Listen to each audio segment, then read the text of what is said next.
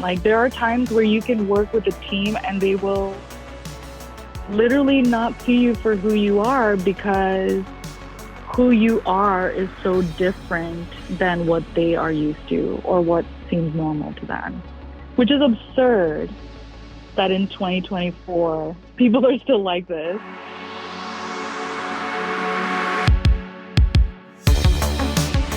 Welcome to OTR, Over the Rainbow, Achieving Mental Health for Real. This podcast offers hope to many people who needlessly suffer from mental health issues. Your host, Bob Adelman, brings you information on how you can recover from any mental health issue and achieve a happier life. If you want to know more, please check out his trailer. Bob's notes on today's show follows. I talk with Khushboo Chabria, co-author of the book Neurodiversity for Dummies. She personally wrote the chapter on ADHD. Khushboo Chabria is a dynamic neurodiversity specialist, career coach, and mental health advocate who's reshaping how organizations embrace neurodistinct talent. Through her work with Neurodiversity Pathways at Goodwill of Silicon Valley, Khushboo isn't just opening doors. She's transforming entire workplace cultures, building bridges between neurodivergent talent and meaningful careers.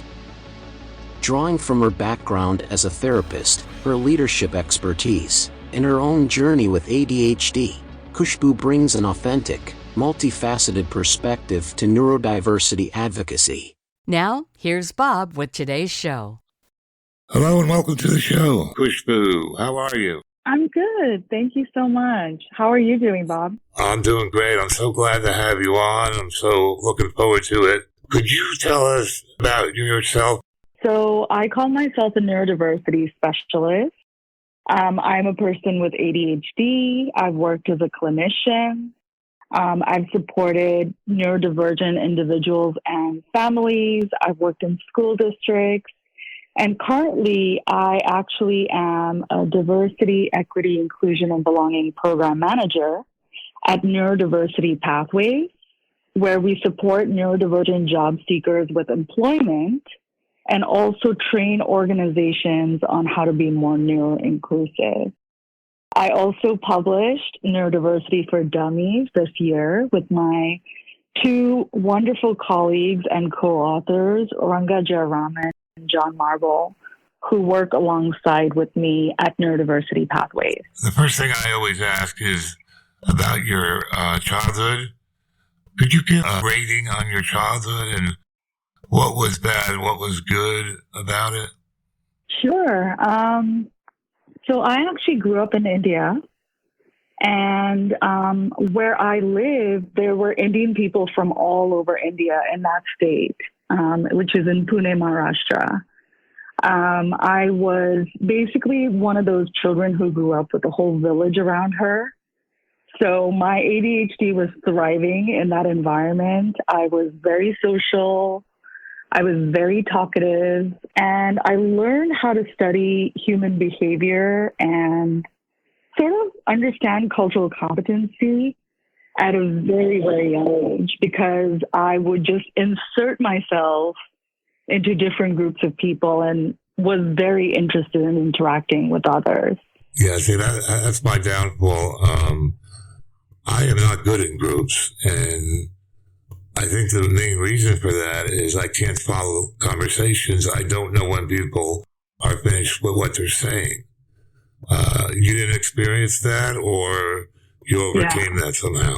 I think I didn't necessarily have that issue. I think as a person with ADHD, I'm really glad that I grew up with people who I knew and loved, because I was very trusting. Like, I would literally talk to any stranger. Anywhere we went, I would start talking to people. You know, there's a lot of stories of me asking very embarrassing questions to people, and my mom kind of giving me a look like, hey, you probably shouldn't say that to this person, or, you know, you shouldn't just trust everybody so easily, because I was very open. I didn't have safe people necessarily to talk to. I had all neurotypical people involved. Like, I was in IT, computers, And the people there are all brainiacs, and they're all neurotypical, mostly. And so it was so hard to keep the secret. I would mask, I would act, and for my entire career, I was on the edge. I was walking on eggshells. When are they going to find out that there's something wrong with me?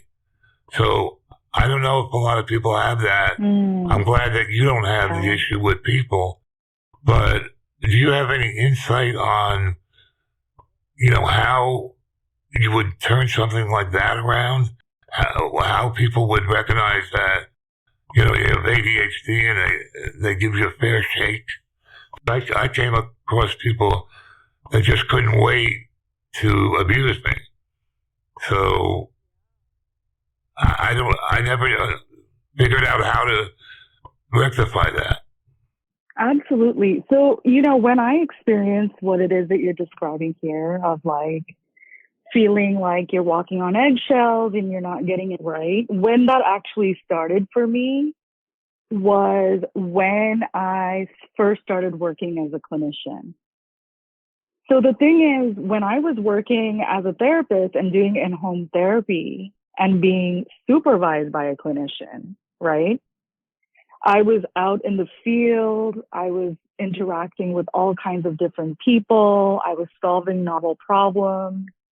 And that's where my ADHD really works for me.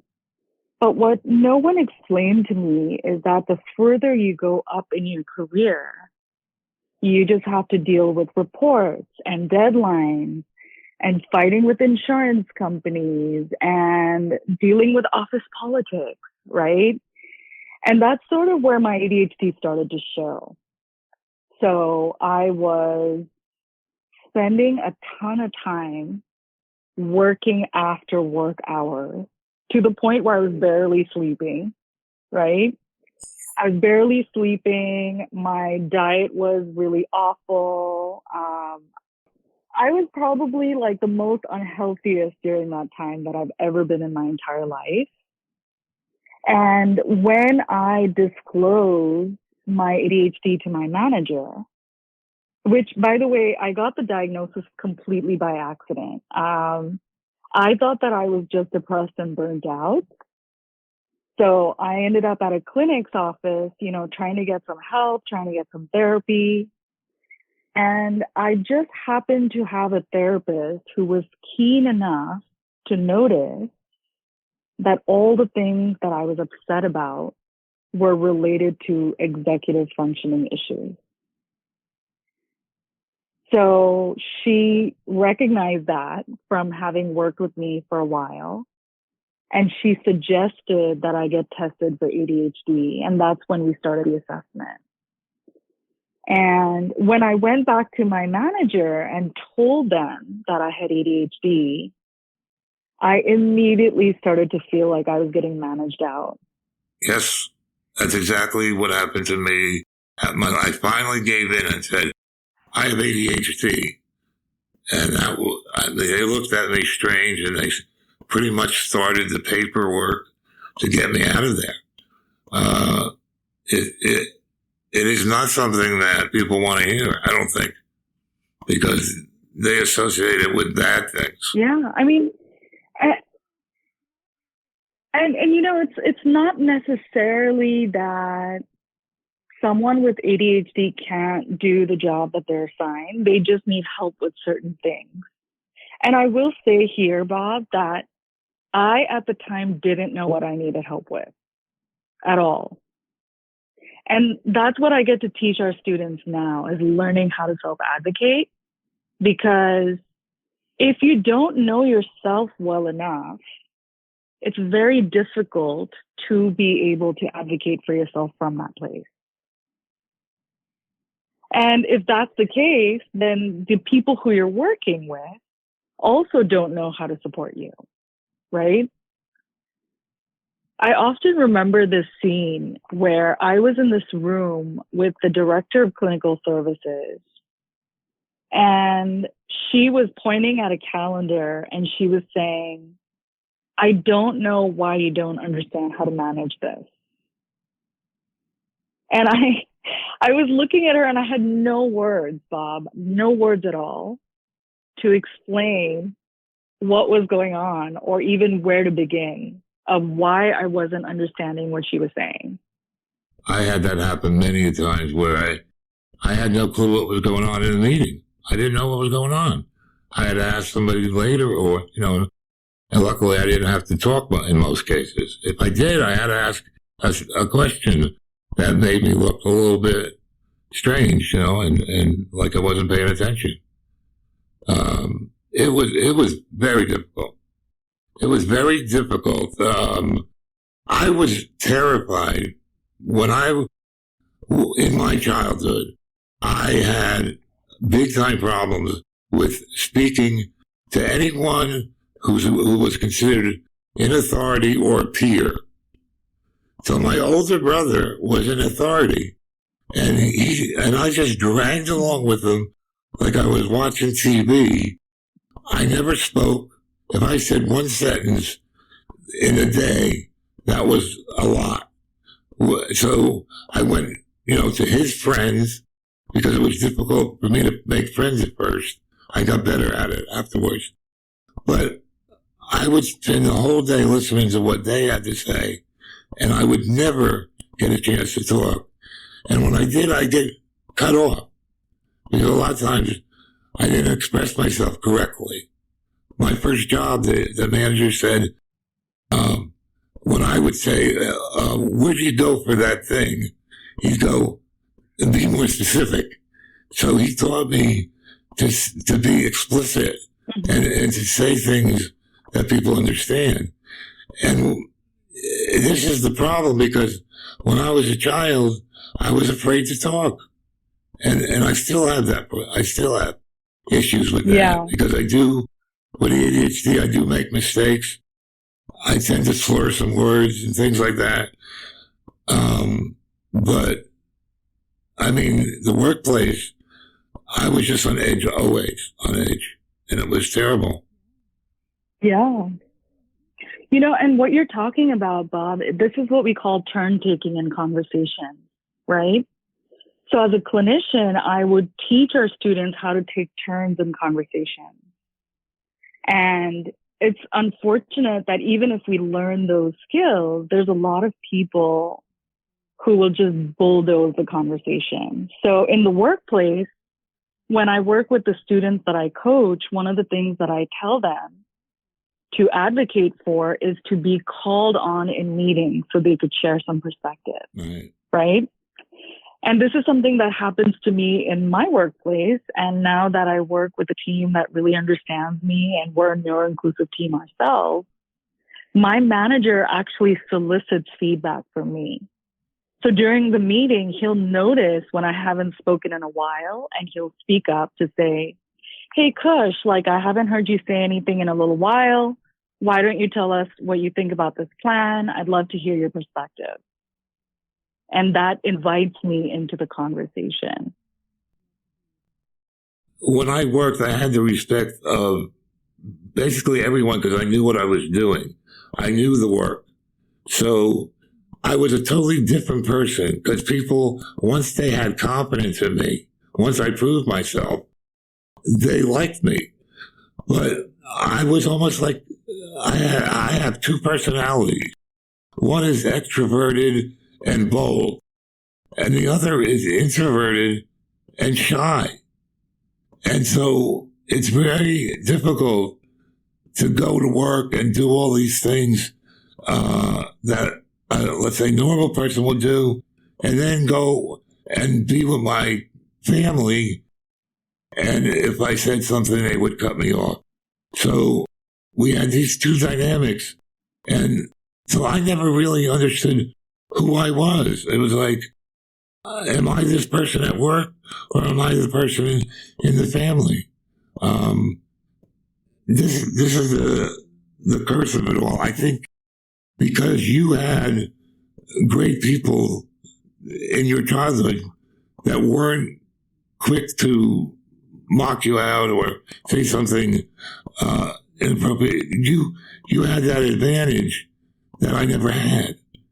So and I think there's other people out there that can speak to this, where they'll say, well, I can't get along in groups. For me, what it was is that I was great at talking to strangers, but I still feel like I had a really hard time making friends with same-age peers, And I was such a curious person that people who were the same age as me didn't really have the answers to the kinds of questions I was asking when I was very, very young, right?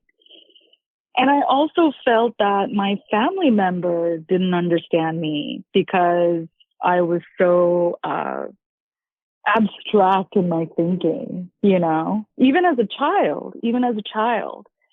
So I do think that it does make a difference, the level of support that you have for your unique tendencies, we'll call it, right?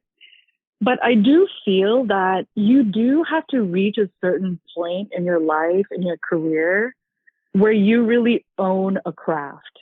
And when you do, it's from that place that you start to gain that confidence, kind of like how you said, For me, I gained my confidence when I started my job at Neurodiversity Pathways, because it was the first time I felt like I was entering an environment where I could find people who would support me and who were on the same mission as me.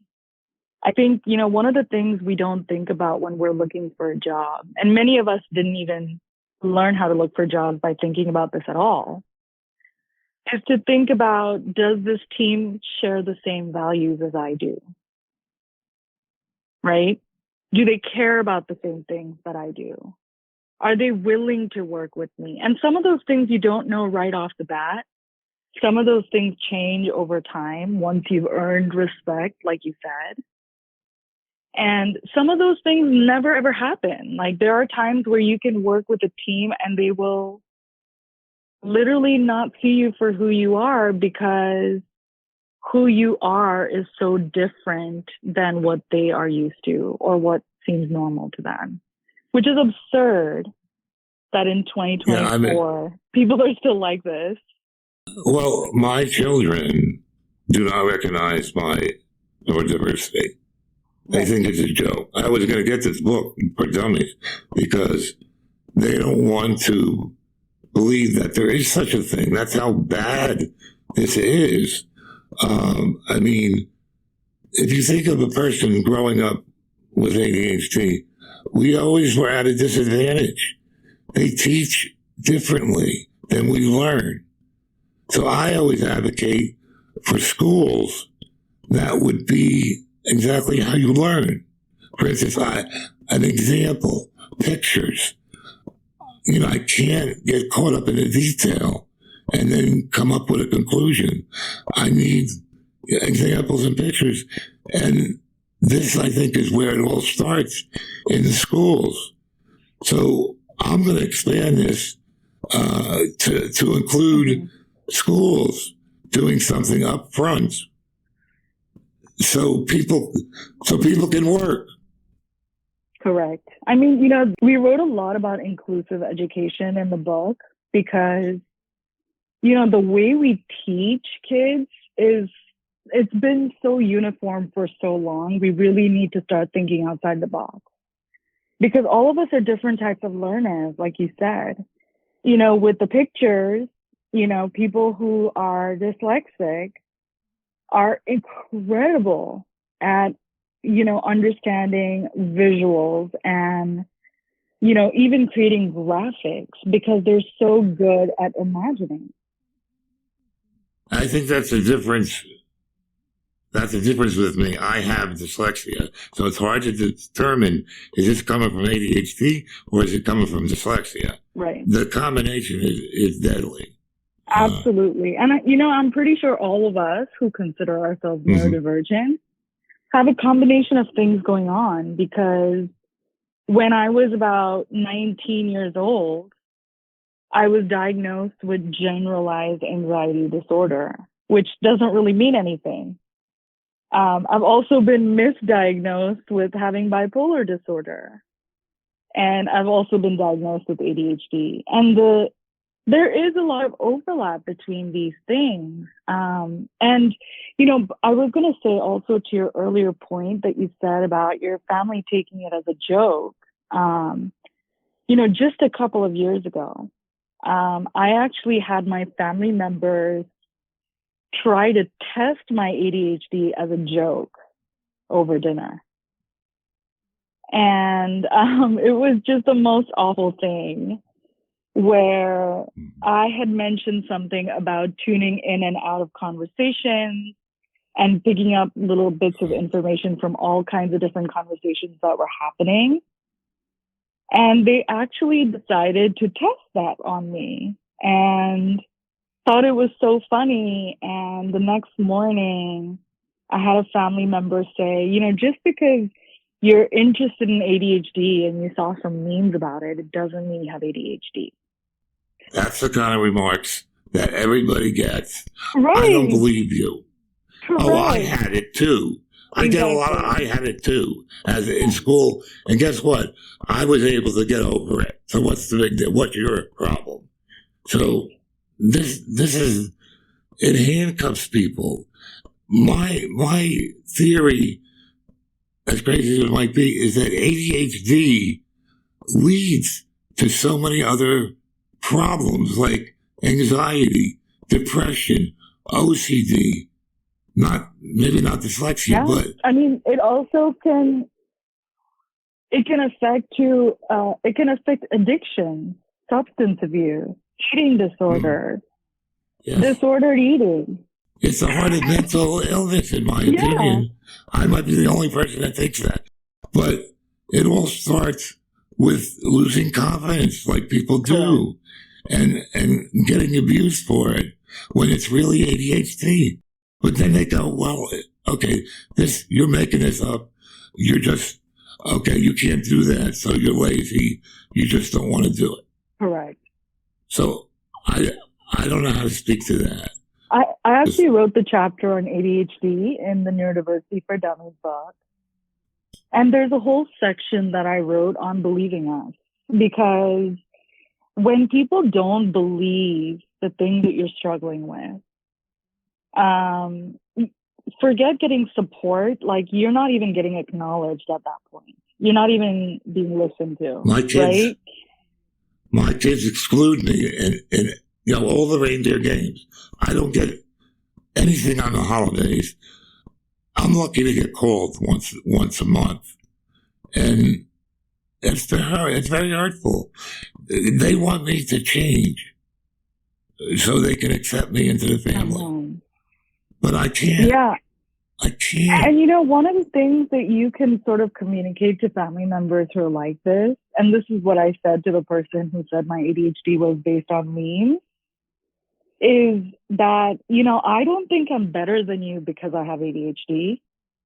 And I don't think I'm worse than you because I have ADHD. I'm just different. And I accept me. I validate me. I give myself the compassion that I'm not getting from anywhere else because I know I'm worthy. However I am, I'm worthy. And this is something that we teach our students. You know, most of the students that are entering our program, right? These are job seekers. Some of them have faced bullying. Some of them have been excluded by the people who are closest to them. Some of them have faced a lot of workplace trauma from, you know, people saying all kinds of strange comments to them or judging them or making them feel like something's wrong with them, like we just talked about earlier. And what we want our students to do is to really develop and strengthen their agency. And agency is our ability to say, you know what, I have been through all this, but I'm going to set my sights on a goal and I'm going to go after it. And we want our students to start with self-acceptance, because unless we accept ourselves, nobody else is going to accept us. Right? True. So when you accept yourself, you're basically saying, I see my flaws. I see my procrastination. I see my struggles, but I also see my strengths. And I also see how wonderful my brain is. And I see how beautifully I understand all these different things because of how I see the world, right? And I do that. I try to tell myself, look, you can do this, you can do that, you're happy, but to be excluded from a family group and have no recourse is really, really frustrating. I think about it every day.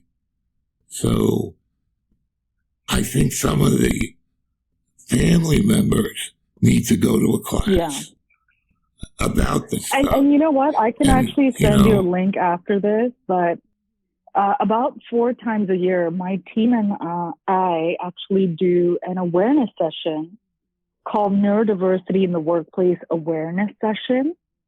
And it's offered for free. Mm-hmm. It's on Zoom, and it's through Stanford University's Be Well Healthy Living program. It's completely free to register. And during that session, the 3 of us share our own stories and lived experience of being a neurodivergent person and supporting neurodivergent people, and how sort of neurodiversity shows up in different situations. But, I think with the family thing, it's very hard because I think we kind of have to figure out a place where we can find compassionate curiosity to go both ways, right? With your family, they can extend some compassion to you, even though they don't fully understand what it is that you're experiencing. But the other thing is they can also get curious and ask questions so that they can better understand you. And I think if you can afford the same to them, that's the only way that I feel like it can move forward. But that curiosity does need to be there for there to be a conversation and a dialogue to really move things forward. Open-minded, they need to open their minds. So it's difficult. I think a lot of ADHD people don't even make it to work.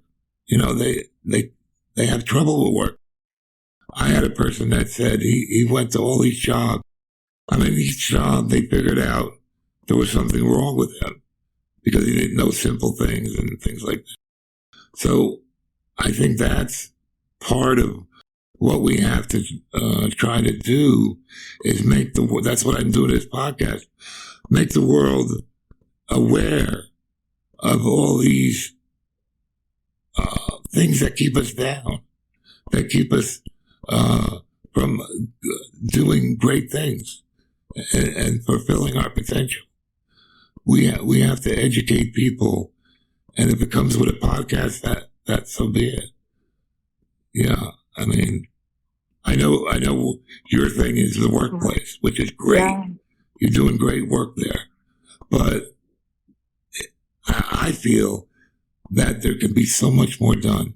I guess I'm never satisfied. Yeah, I'll tell you. We can attack the schools. Absolutely. And what I'll tell you is in our program, the kinds of skills that we help with these job seekers who are neurodivergent is really looking at their own mindset, understanding themselves, learning how to advocate for themselves, and also learning how to sort of understand and navigate the workplace. So we teach all kinds of courses, right? We teach growth mindset. Right. We teach 7 Habits of Highly Effective People. We teach executive functioning.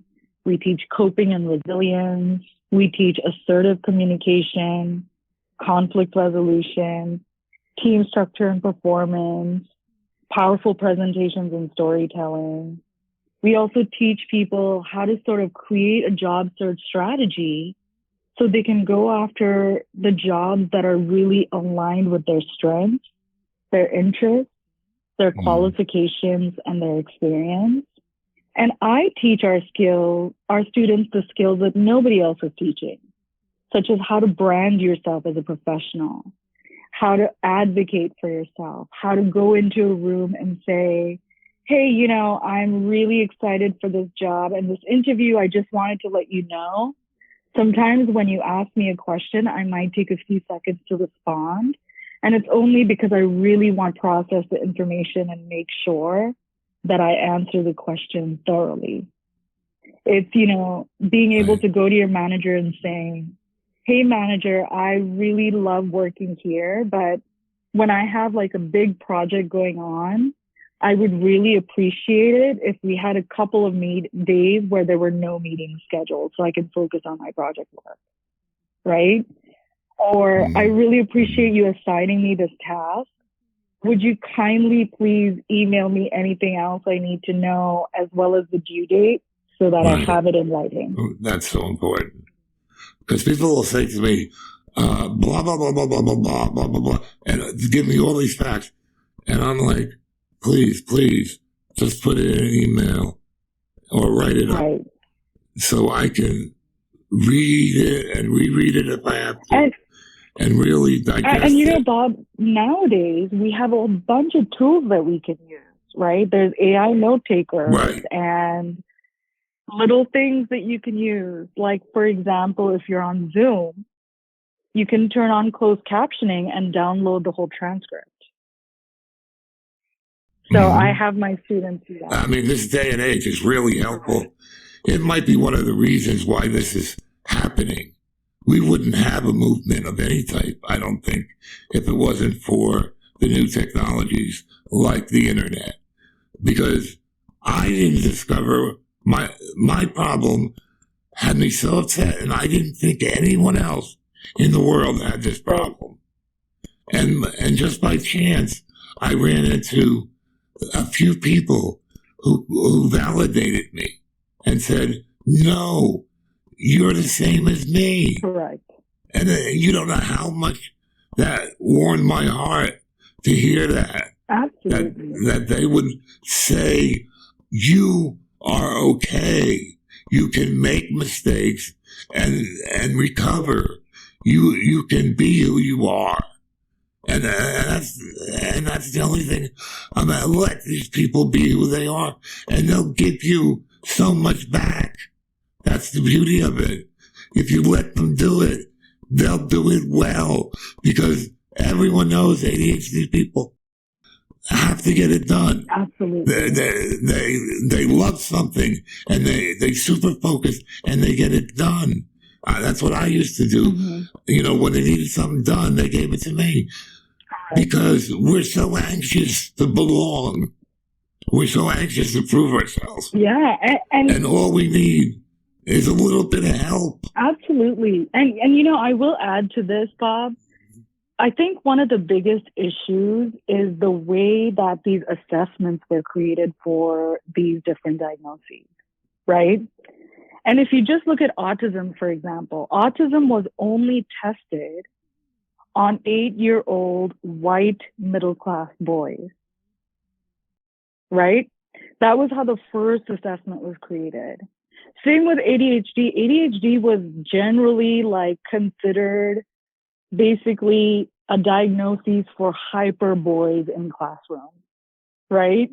It wasn't really, it didn't include women at all. It didn't include little girls. And the way that ADHD shows up in girls is they're very social, they're very talkative, they're dreamy, they are part of many different groups, they're teacher's helper. And that's the kind of girl I was growing up. But it got missed. And my sister also, who doesn't know she has ADHD, is exactly that. She, the teacher's pet. She doesn't understand what's going on, so they make fun of her a little bit. But it depends. I mean, if she hangs around with boys, they don't make fun of her. But this is so important that somebody gives us a chance, and they recognize that it's not just boys, it's girls, it's people. And we all are a big minority. We're the biggest minority there is, because we're all on our own. We've been on our own forever. So to come together like this is beautiful. It's something that is way past its time. We need to enlighten people and tell them that this is the reason. Look, 100,000 years ago, these people needed, tribes needed people like us because we were the first ones that heard the lion in the bushes. We were the first ones who knew what was going on around us. So much better than the neurotypicals of the time. We were neurotypical back then. Correct. I mean, and now all of a sudden they say to us, "You're no good." I mean, not all of us were designed to sit down for 8 hours and work in front of a computer, for sure, right? But you know, I think that we've always been there. Neurodivergent people have always been around. We're always going to continue being around. We are in every sphere of society, right? Everything you look at, you know, art, sports, business, leadership, we're in every sphere of society. And I wouldn't say that it's that people intentionally wanted to exclude us. I think that we as a society move towards doing things in a certain way based on a majority, right? And we just have to think about how are we going to change our systems, our processes, our procedures, our policies in order to accommodate everyone. Because, you know, I would argue, Bob, that even if you ask two neurotypical people to solve a problem, it's very much not likely that they're going to solve it in the same way, right? You know, even when we look around us, you know, probably, I know you can't see me right now, Bob, but we're probably different heights, you know, different skin color, different hair color, different eye color. Of course, our brains are going to be different. Our brains are going to be unique because we are diverse for a reason. That is what has helped humanity move forward as much as it has. Inventions, right. We're from, you know, people that were, back then, they didn't even have a term for it. But like Einstein, he definitely had some ADHD qualities. And he had dyslexia, actually. Yeah.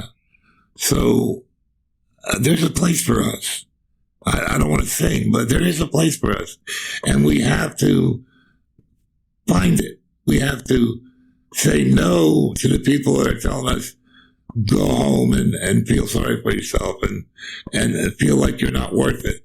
We have to say, no, that's not right. That's not correct. We have a place in society.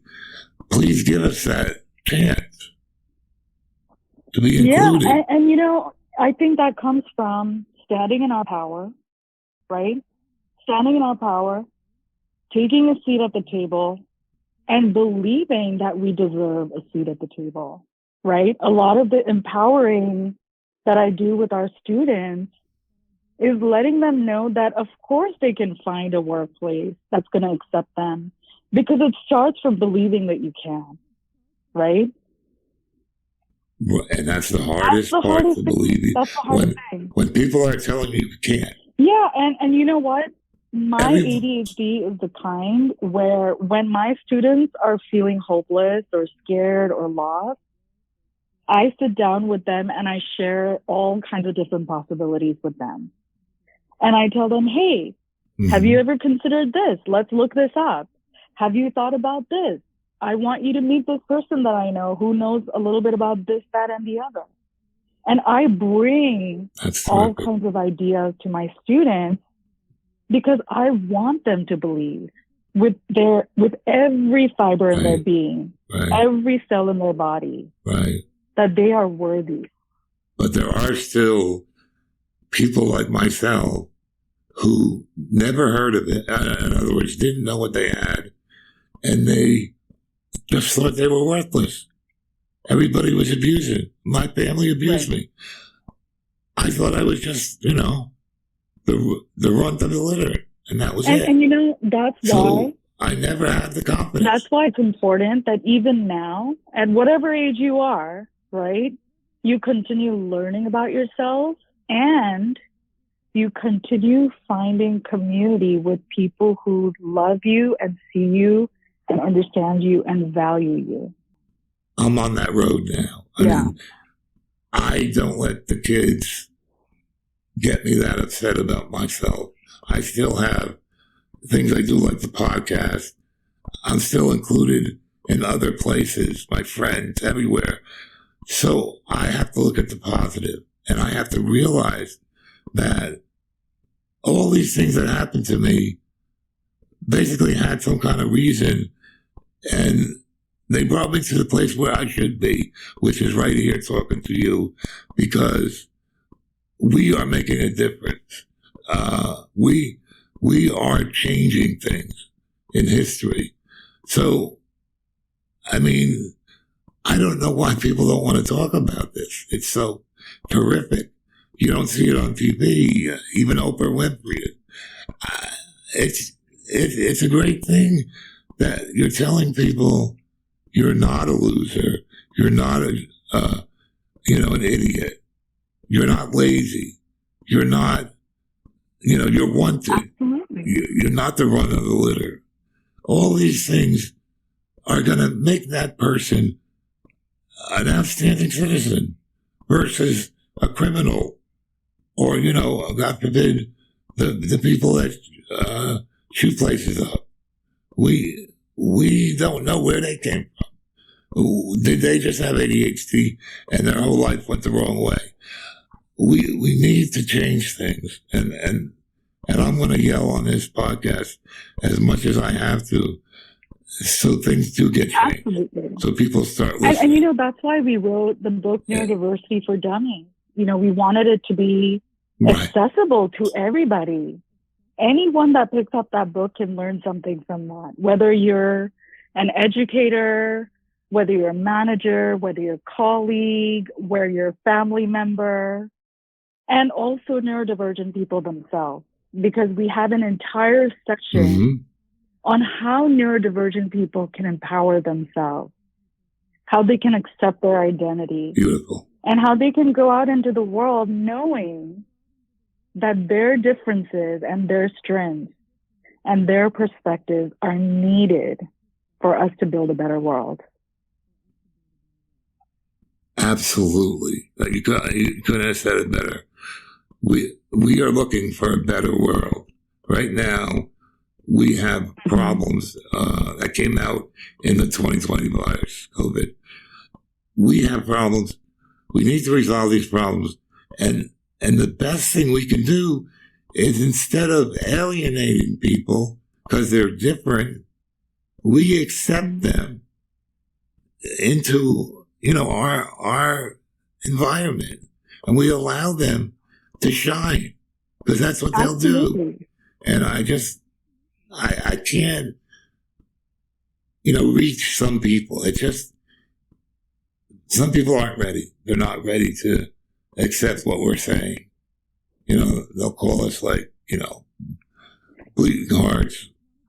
And I think one of the other things, Bob, is to remember that even if people haven't had that aha moment yet, we have to believe that people are capable of bringing that level of compassion to their interactions. If I really boil down the work that we do with companies, Bob, it is to teach them to include people for their abilities and accept them for their differences. Right. And it's a win-win. It's a Everybody win-win. wins. And when we do our training, somewhere along the line, someone will raise their hand and they'll say, but wait, this isn't just about neurodiversity. This applies to everyone. True. And we have to stop them and say, exactly, that's the point of this.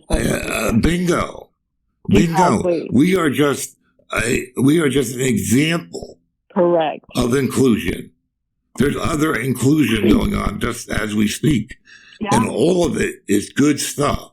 We can grow as a culture, as a society, if we do it. But then, we have to make it mainstream. We have to make people understand by making it mainstream, because that's what people do. They don't believe it until like it is on Oprah or something else. We have to yell loud enough so people hear us.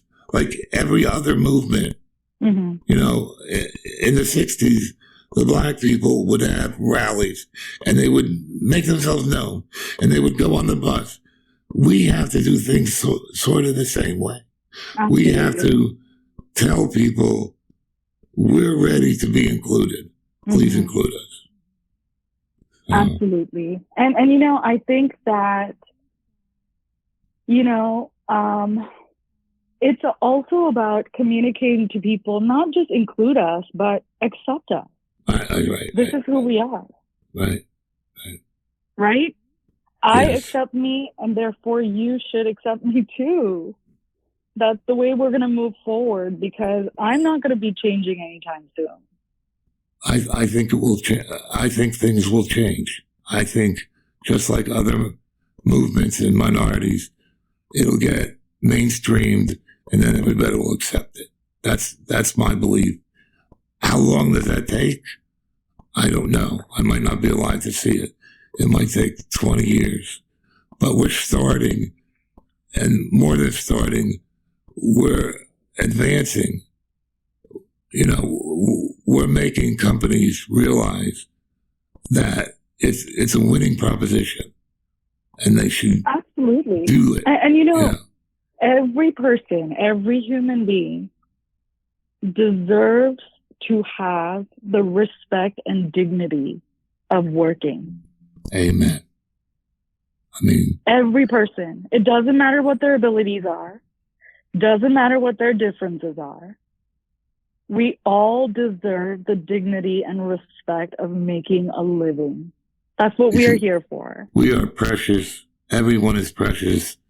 And we see all these people on the street and in jail. It doesn't have to be that way. These people can be included. These people might have one of these problems. So let's fix it and let them do what they're good at. And we'll have so much of a better world. And that's what I want for my grandchildren. I don't want closed-minded people ruling this country. I want people that can open their mind and their hearts to others. Because the bottom line is, we are all the same. We are one unit. I don't know if you could call us one God, but we have to help each other. And in a time of crisis, which I would say this is, we have to learn that it's a team that wins, not individuals. Absolutely. We have to be a team. We have to be, and put it in computer terms, we have to be a network. Correct. Of people that are diverse. Yeah, and that is how we get there. Absolutely. One of the things that we teach companies is a definition of growth that's based on biology. And it is the conditions necessary for the organism to thrive. Mm-hmm. Right? And if you just look at that simple definition from biology, what we're saying is that if we don't create the conditions for all of us to thrive, we are not going to have psychological safety. We're not going to have, collaboration. And we're certainly not going to be building a new world that's based on teamwork and, belonging and really knowing on that something that will make our lives better. Exactly. We need to make our lives better, not worse.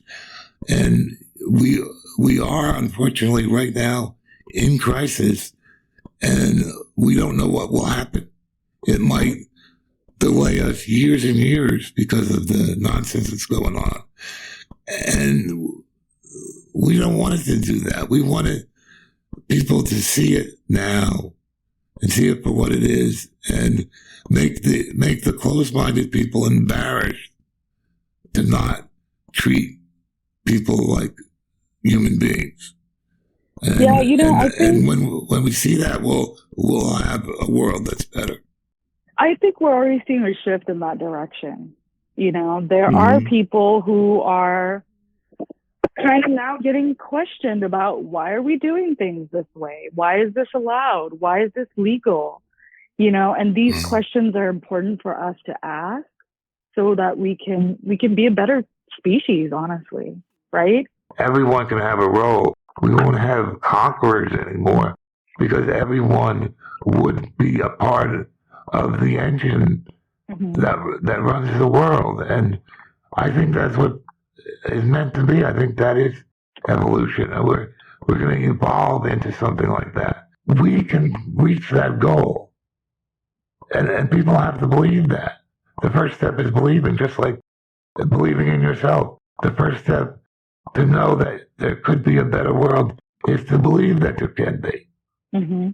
And if we believe it, and if we do the right things, it will happen.